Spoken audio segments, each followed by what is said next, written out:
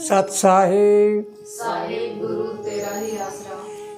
प्यारे बच्चों, आओ हम सब मिलकर परमपिता परमात्मा से प्रार्थना करें कि हे मालिक परमपिता परमात्मा, सब जीवों को संपत्ति दो, सबको खुशहाली अमन चैन के दिन दो। तो प्यारे बच्चों, पिछली वीडियो में आपने सुना था अपने दिमाग के बारे में, और उसमें अलग अलग स्थान देखे कि हमारी जैसी कुंडली बनाते हैं उसमें 12 खाने होते हैं। उन 12 खानों का विश्लेषण करके आपको बताया गया था। आइए हम आगे चलते हैं आज दूसरे चरण में, क्योंकि जब हमारा दिमाग कहीं पर काम करता है तो उस दिमाग का अपना ध्यान कहाँ होता है, उस दिमाग को हम क्या पढ़ाते हैं, क्योंकि हम ही अपने दिमाग को पढ़ाते हैं। हमारा दिमाग विद्यार्थी है और हम उसके अध्यापक हैं। तो हमने जो दिमाग को पढ़ाया वही बोलेगा, वो बाहर नहीं जाता कभी भी। तो आइए आज हम इससे अगला चरण लेते हैं कि आज लोग एक दूसरे का अपमान कर रहे हैं। अब अपमान का कारण क्या होता है, क्यों कर रहे हैं एक दूसरे का अपमान? होना तो सम्मान चाहिए लेकिन अपमान कर रहे हैं। इसका मतलब ये होता है कि आज की दुनिया के लोग दूसरे के सुख से दुखी हैं। दूसरे के सुख को देखते हैं तो वो अंदर अंदर जलता है कि ये सुखी क्यों हो गया। और ये याद रखो, तुम खोदते हो तो तुम ही गिरोगे उसमें। तुम्हारी नीयत गलत होगी तो वो तुम्हारे साथ वैसा ही होगा जो तुम दूसरों के साथ व्यवहार करते हो। तो इसलिए एक दूसरे का अपमान कर रही हैं। घर में बैठे हैं, घर के लोग हैं, चाहे बाप बेटा हैं, पति पत्नी हैं, भाई भाई है, एक दूसरे को अपमान करके देखते हैं कि मैं इसको दबाए रखूं। लेकिन ये क्रोध आता कहाँ है, कब आता है क्रोध? क्रोध जहाँ पर यूं दिखेगा कि यहाँ तो कुछ डंडा है, वहाँ नहीं आएगा। क्रोध हमेशा अपने से कमज़ोर पर आता है। अगर हम अपने से कमज़ोर के ऊपर क्रोध करते हैं, उसका अपमान करते हैं, तो हमारे ऊपर भी कोई होगा, वो हमारा अपमान कराएगा। लेकिन प्यारे बच्चों, इस बात में बहुत बड़े राज छिपे हुए हैं। मैं जिस बात का अपमान का जिक्र कर रहा हूँ, ये अपमान एक सांसारिक अपमान है। अगर तुम गुरु के पास जाते हो, सतगुरु के पास जाते हो, सतगुरु आपको कह देता है कि प्यारे बच्चे तुम पूरा अपमान सहन करना शुरू कर दे, और सारे अपमान को सहन कर लेता है तो उतना ही उसका सम्मान बढ़ जाएगा। सब लोग उसकी पूजा करने लग जाएंगे अगर पूरा अपमान सहन कर ले तो। लेकिन मैं छोटे छोटे अपमान वाली बात नहीं करता, घर वालों की बात नहीं करता। अब ये क्रोध है, इस क्रोध के बारे में आपको बड़े गंभीरता से सोचना और विचार करना है। जैसे एक आदमी नौकरी कर रहा है, उसके ऊपर उसका अधिकारी आया, उसने उसके ऊपर झाड़ मारी, तो अधिकारी पे उसका जोर नहीं चला, क्योंकि वो अधिकारी से कमज़ोर है, उसके नीचे हैं। तो वो आग बबूला अंदर ही होता होता क्रोध जम गया। वो जब घर में आया शाम को आते ही अपनी धर्म पत्नी के ऊपर पूरी तरह से झाड़ मारने लगा। अब धर्म पत्नी का उस पर जोर नहीं चला, भी सारा दिन काम करके आया है, ऐसे होगा। तो उसके अंदर भी क्रोध जमा हो गया। वो रसोई घर में बैठी तो अपने एक बच्चे के थप्पड़ मार दिया। बच्चे के थप्पड़ मार दिया तो बच्चे का माँ पर जोर नहीं चला। फिर बच्चे ने अपने से छोटा बच्चा था उसके थप्पड़ मार दिया। अब छोटे वाले बच्चे का उस पर जोर नहीं चला तो एक घर में कुत्ता बैठा था, उसने एक उठाया डंडा और उस कुत्ते के मार दिया। कुत्ता हाय हाय हाय हाय करता करता भागा। बार एक दूसरा कुत्ता नजर आया उसके, वो जाते ही कुत्ता आपस में गथम गथा हाय हाय हाय हाय हाय। तब मैंने देखा, देखो क्रोध कहाँ से चला, ऑफिस से चला, और घर में रसोई में गया, रसोई में जाके आंगन में आया, आंगन से गलियों में आ गया। इसका मतलब ये हुआ कि बड़े वाला अगर अपमान सहन कर लेता तो ये इतना लंबा चौड़ा क्रोध नहीं फैलता। तो क्रोध हमेशा अपने से छोटे पे आता है। जहाँ डर होता है वहाँ क्रोध नहीं आता, वहाँ तो वो दब जाता है। तो प्यारे बच्चों, इससे आगे चलो आज आपको आज बड़े गंभीरता से सोचना है। तुम्हारी भक्ति भी जम जाएगी, तुम्हारे अंदर शक्ति भी होगी, तुम धनवान भी होगे, गुणवान भी होंगे और दुनिया में पूजनीय भी बन जाओगे। तो आइए 3 अंक है, 3, 6 और 9। इनका महत्व क्या होता है? ये त्रिबल है। त्रिबल शक्ति जो होती है, जैसे आपको बताया था, जैसे ये है, ये 1 नंबर है, 1 सूर्य, 2 नंबर चांद, 3 नंबर सतगुरु। ये त्रिबल ताकत होगी। 1, 2, 3 आत्मा, मन और सतगुरु। अगर ये तीनों इकट्ठे मिल जाते हैं तो बहुत भारी से भारी वस्तु को उठा लेते हैं और बहुत बड़ा से बड़ा काम कर लेते हैं। आप जरा इसके बारे में देखिए। ये ईड़ा पिंगला यानी हमारी दाईं और बाईं सवर, सूर्य और चंद्र सवर, ये दोनों इकट्ठी चल पड़े और यहाँ पर तिये पे टकरा जाए सतगुरु के पास, तो ये सुखमना बन जाती है। सुखमना का मतलब होता है मन को सुख मिलना। जिस इंसान का मन सुखी होगा उसका मनोबल बढ़ जाता है। जिसका मनोबल मजबूत होता है वहाँ दुनिया में कोई ऐसा काम नहीं वो इंसान ना कर सके, सब कर लेगा।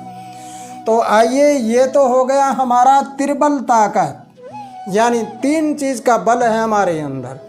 फिर हम चलते हैं आगे, और ये त्रिबल चीज़ क्या होती है, इसमें रिलेशन क्या होता है, नाता क्या होता है। ये सतगुरु का नाता होता है और घर में होता है बड़ा भाई। अगर बड़ा भाई त्रिबल वाला हो, अच्छी ताकत वाला हो, यानी अच्छी विचारधारा वाला, तो फिर घर कैसा होगा? घर बिल्कुल अच्छा हो रहेगा। अब ये है 6 नंबर, ये होती है घर में पत्नी, शुक्र से संबंधित होती है। तो ये हमारे शरीर में 6 चक्कर हैं। मूला चक्कर, स्वादिष्ठान, मणिपुर, हृदय, कंठ, यज्ञ चक्कर, ये 6 चक्कर हैं। 1, 2, 3, 4, 5 और ये 6, ये 6 चक्कर हैं। इन 6 चक्रों में जीव के लक्षण होते हैं, यानी आज्ञा चक्र यहाँ तक। अब यहाँ तक हम रहेंगे तो संसार में रहेंगे, और यहाँ से बाहर निकलेंगे तो हमारे दिमाग में जाएंगे, अर्थात हम ऊपर चढ़ जाएंगे। ऊपर चढ़ जाएंगे तो ऊपर वाला चक्कर होता है वो सहस्त्राल होता है। तो प्यारे बच्चों, ये 6 चक्कर हैं। ये घर में पत्नी, अगर इस 6 चक्कर में होता है राग, द्वेष, इच्छा, ज्ञान, पर्यतन और भय, ये 6 चीज़ जिसमें होती है वो केवल व केवल एक जीव होता है। अगर ये जीव अपने आप को ब्रह्म मान ले, ये जीव अपने आप को परिवर्तन कर ले, सहस्त्राल में ले जाता है यहाँ पर, तो फिर क्या होता है, सब की अवस्थाएं पलट जाती है और बहुत बड़ा विद्वान बन जाता है। इससे आगे हैं 9 हमारे शरीर में इंद्रियां हैं। अब 9 इंद्रियां हैं तो 10वीं इंद्री होती है, वो होती है गुपत, जिसको नासिका कहते हैं। इनमें से अगर हम पूरी तरह से इसकी जानकारी लेते हैं तो हमें पता लगता है कि ये 10वां तो ये है 0। अब हमें गौर से समझना है इसको। ये मंगल ताकत होती है, ये हमारे घर में छोटा भाई होता है। अगर घर में छोटा भाई लायक हो और बहुत अच्छी विचारधारा वाला हो और काम करने वाला हो, मेहनत कश हो, तो फिर क्या होगा, वो घर कैसा होगा। अगर ये पत्नी घर में सही रखवाली करने वाली हो तो क्या होगा।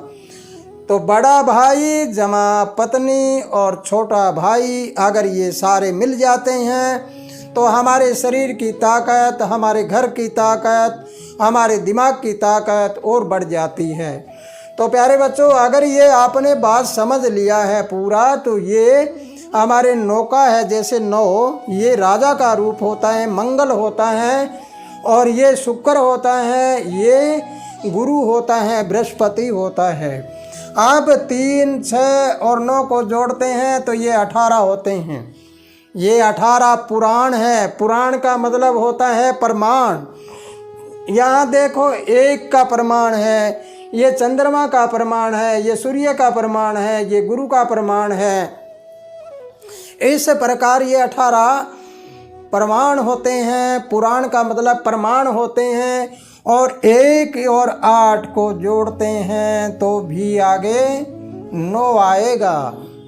तो इसलिए प्यारे बच्चों, अगर ये बात आपको समझ आई है तो फिर हम आगे चलते हैं। ये 1 नंबर सूर्य, 2 नंबर चंद्रमा, 3 नंबर बृहस्पति गुरु, और 1 नंबर आत्मा, 2 नंबर मन, और तीसरे नंबर पर सतगुरु ज्ञान की ताकत।